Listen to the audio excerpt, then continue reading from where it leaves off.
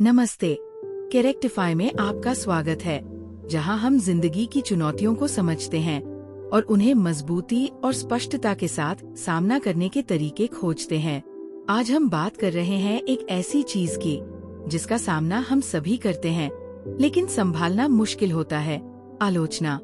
सोचिए, क्या कभी ऐसा हुआ है कि आपने किसी काम में पूरी मेहनत झोंक दी और फिर किसी ने बस आपके काम की कमियां गिनानी शुरू कर दी?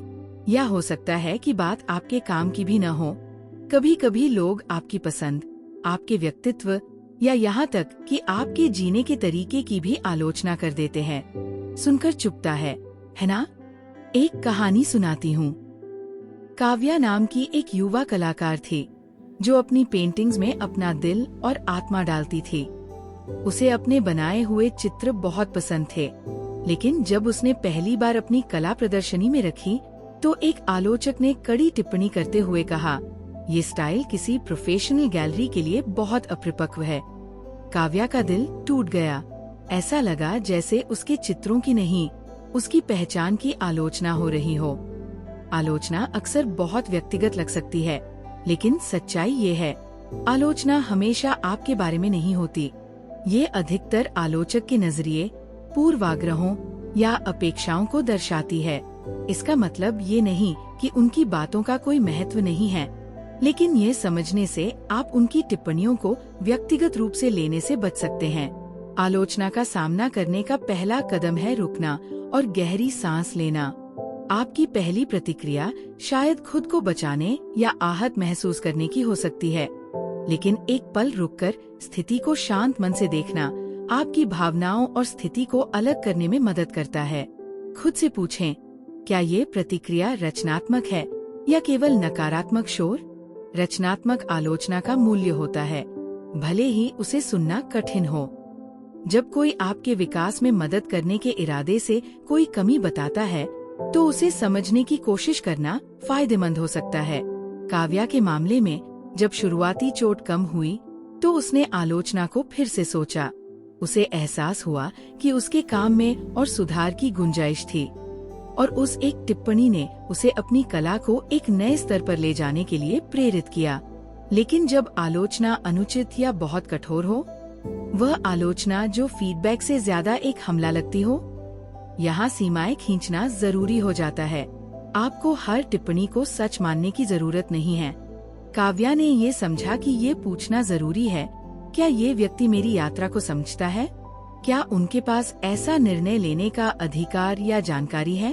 अगर जवाब ना था, तो उसने उन टिप्पणियों को नजरअंदाज करना चुना। आलोचना अक्सर आत्मसंदेह को बढ़ा देती है, लेकिन याद रखें, आपकी अहमियत किसी और की राय से तय नहीं होती। काव्या ने दूसरों की आवाजों को अपनी आंतरिक आवाज के साथ संतुलित करना सीखा और उन लोगों पर ध्यान केंद्रित किया जो उसे समझते थे और उसकी प्रतिभा पर विश्वास करते थे। ये भी महत्वपूर्ण है कि आलोचना को लेकर अपना नजरिया बदलें। इसे एक हमले की जगह एक अवसर की तरह देखें। यहाँ तक कि सबसे कठोर शब्द भी कभी कभी एक छुपा हुआ सबक लिए होते हैं। इसका मतलब ये नहीं कि आपको हर बात से सहमत होना है, लेकिन अलग अलग दृष्टिकोणों को खुले मन से स्वीकार करने से आप और मजबूत और समझदार बन सकते हैं। साथ ही अपनी ऊर्जा की रक्षा करना भी याद रखें। हर आलोचना पर ध्यान देने की जरूरत नहीं होती। काव्या ने फिल्टर तकनीक अपनाई, ये चुनने की कि क्या ग्रहण करना है और क्या नजरअंदाज करना है।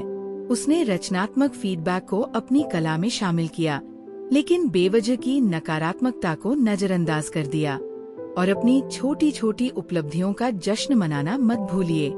आलोचना अक्सर आपकी अच्छी चीजों पर भारी पड़ जाती है। खुद को अपनी ताकतों और सफलताओं की याद दिलाना एक आदत बनाएं, खासकर तब जब दुनिया आपको बहुत आलोचनात्मक लग रही हो। तो अगली बार जब कोई आपकी आलोचना करे, एक पल रुकें, मूल्यांकन करें और तय करें कि उनकी बातों को कितना महत्व देना है। आपका विकास आपकी अपनी यात्रा है और इसे आपके लिए कोई और तय नहीं कर सकता। अब आप बताइए, आप आलोचना को कैसे संभालती हैं? क्या कभी आपने किसी कठोर टिप्पणी को एक सीखने के अनुभव में बदला है? अपने अनुभव कमेंट्स में साझा करें, मैं उन्हें जरूर पढ़ूंगी। और जाने से पहले इस वीडियो को लाइक करें, इसे किसी ऐसे व्यक्ति के साथ शेयर करें जिसे आज थोड़ी हिम्मत की जरूरत हो, और कैरेक्टिफाई को सब्सक्राइब करें।